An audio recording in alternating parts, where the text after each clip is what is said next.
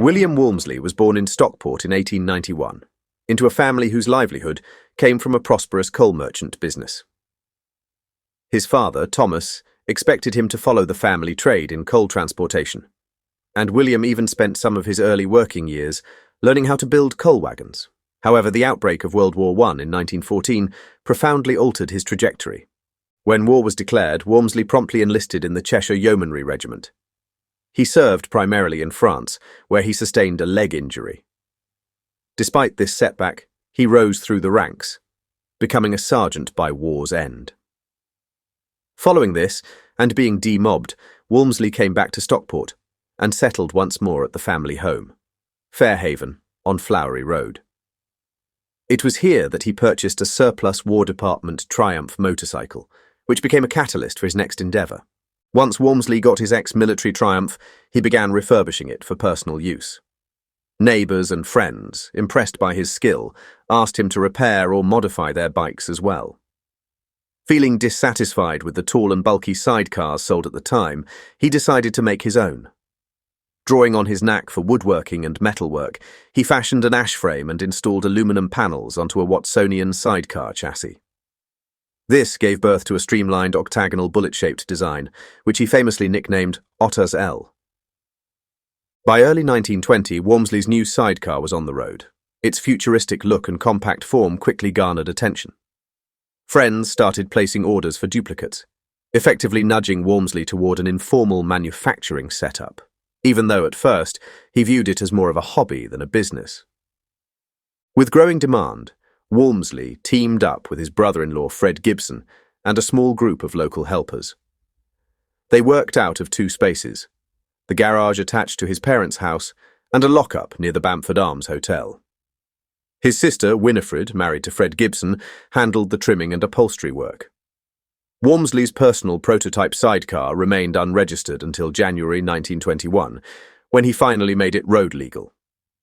Recognizing the need to protect his innovative design, Walmsley filed for official registration on 7 April 1921 via F. Rosshart, patent agents in Manchester. Walmsley also printed promotional postcards featuring a photograph of his sidecar. Each base model cost $28, with upgrades, such as a hood, windscreen, lamp, and wheel discs, available for an additional $40. Advertising at this point was minimal, but word of mouth around Stockport and neighbouring areas proved surprisingly effective. Despite this early success, Walmsley still regarded the enterprise as more of a pastime than a serious commercial venture. In June 1921, Walmsley's father retired, and the family moved to 23 King Edward Avenue in Blackpool, a house named Swallow Dean. Walmsley continued crafting sidecars, working with a small crew. He kept making the aluminum panels by hand and advertised them locally, still using the slogan Ot-as-Ell. Around this same time, he began using the name Swallow, which may or may not have been linked to the sale of his family's Stockport home to a Mr. G.W. Swallow. One of Walmsley's neighbours on King Edward Avenue was the young and enthusiastic motorcyclist William "Billy" Lyons. Intrigued by the sidecar's sleek design, Lyons immediately ordered one for himself. He also introduced Walmsley to members of the Blackpool and Fylde Motor Club, generating fresh interest and additional orders. These sales occurred without any official advertising campaign. People would spot one of Walmsley's sidecars around town and decide they had to have one. At the time, Walmsley was content to maintain his sideline operation. Lyons, on the other hand, saw significant untapped potential. Just 20 years old, Lyons had the ambition and drive to expand. He proposed forming a business partnership, but Walmsley, financially comfortable and less driven, hesitated. Lyons eventually approached Walmsley's father, Thomas, who convinced his son to give the business plan a chance. In August 1922, Thomas Walmsley and William Lyons Sr. each contributed £500, securing a £1,000 loan from Williams Deacon's Bank in Blackpool, worth roughly £40,000 in 2025 terms. They secured premises at 5 Bloomfield Road, and on 21st November 1922, backdated to 11th September, the official partnership documents were signed. Though the paperwork did not explicitly mention the name Swallow, the firm commenced trading as the Swallow Sidecar Company from the outset. Lyons also purchased a license from Walmsley to manufacture sidecars under the Swallow brand, with each partner drawing a £10 weekly salary. Setting up shop in Blackpool, Walmsley oversaw production with a small workforce that grew to around 6 employees. Meanwhile, Lyons managed advertising, administration, and the broader strategic direction. Their different strengths melded seamlessly.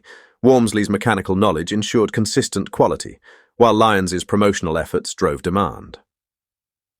Wanting to target a wider audience, Lyons aimed to exhibit at the London Motorcycle Show in November 1922.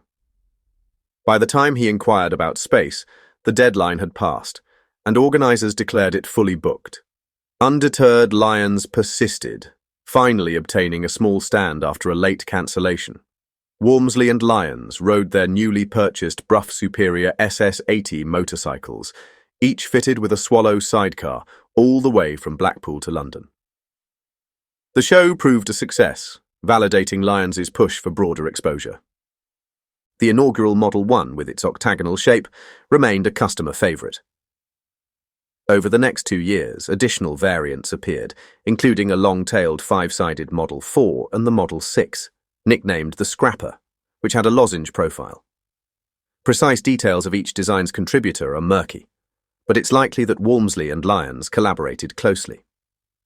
The fledgling brand hit a legal snag when the Swift company claimed the swallow bird emblem was too similar to their own.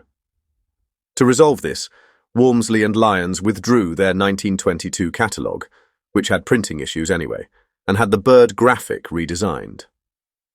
Ironically, Swallow would later build a car body for a Swift chassis. Although sidecars were the mainstay, Walmsley also explored car rebodying.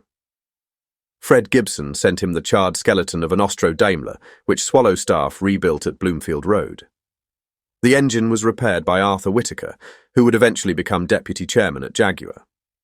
The rebodied car, though not especially reliable, was a stylish set of wheels for Walmsley before he eventually sold it. Unfortunately, no known photographs of this Austro-Daimler project survived. Walmsley's practical flair extended beyond standard vehicles. For instance, he created a sidecar-style pushcart, complete with body panels and windscreen, for his young son, Robert Bobby Walmsley, rather than using a typical pram. As Bobby grew, his father built him a pedal car with authentic automotive details, such as running boards and working lamps. When World War II started, Bobby enlisted in the Royal Air Force as a pilot, eventually flying Hawker Typhoon fighters with No. 3 Squadron. Tragically, on 10th of November 1943, Bobby's Typhoon was shot down over northern France during a raid on a V-1 rocket launch site, resulting in his death. This loss profoundly affected Walmsley in his later years. Among Lyons's ambitious moves was securing a 500-unit order from Henleys for what would be called the Austin Swallow, a rebodied Austin car. Walmsley initially thought this commitment was excessive, questioning whether their limited facilities could handle such scale. Despite his misgivings, the team managed to fulfill these large orders while continuing to produce sidecars. They also introduced 4-seat versions of the Austin Swallow, finding a receptive market. Walmsley rebodied other chassis, including a Clino and later an Alvis 1250. While the two Williams worked together effectively in the early years, their personal styles began to diverge. Lyons persistently looked for ways to expand, be it new models or new markets. Walmsley, by contrast, enjoyed chatting with employees on the shop floor and applying his hands-on craft to sidecar assembly and automotive bodywork. By nature more relaxed, he was often content with the status quo, whereas Lyons, who lacked Walmsley's mechanical prowess, focused on corporate growth and innovation. In 1928-1929, it became clear that the Blackpool premises were too small to accommodate further expansion. Lyons proposed relocating to the industrial heartland of the Midlands. Although Walmsley had reservations, he agreed a move was necessary. Together they visited Coventry and other nearby cities, ultimately settling on a site in the Foals Hill area. Both men purchased homes in Earlsdon, Coventry, Walmsley even naming his house Swallowdean, carrying on the tradition. Around 1931, Swallow began producing models derived more from in-house concepts rather than simply rebodying existing chassis. One example was the SS1, a streamlined coupe. Lyons collaborated with Cyril Holland on the prototype, but Walmsley, citing practicality issues, had the roof raised several inches while Lyons was hospitalized for an appendectomy. Lyons was unhappy about the alteration, but it was too late to reverse it before the next London Motor Show. Nevertheless, the SS1 reached production and set the stage for the company's evolution into SS Cars Limited. By late 1934, the firm was preparing to go public. At the first annual general meeting of SS Cars Limited on 28th November 1934, Walmsley announced his decision to resign. He disliked the prospect of the company's public listing and was content to cash out. Lyons bought his partner's shares, leaving Walmsley with a substantial payout. Free from the daily demands of SS Cars, Walmsley used part of these funds to invest in caravan businesses, started by Clifford Daughtry, including one called Airlight Trailers. He also purchased a new Bentley, which he later crashed, and, thereafter, a Studebaker for towing caravans.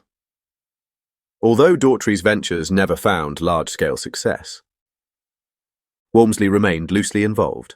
Walmsley's interest in vehicles continued. After World War II, he gravitated toward Jaguar models such as the Mark VII and Mark VIII, using them to tow caravans. Around 1960, he moved back toward the Blackpool area, settling in Poulton-le-Field. His health, however, was in decline.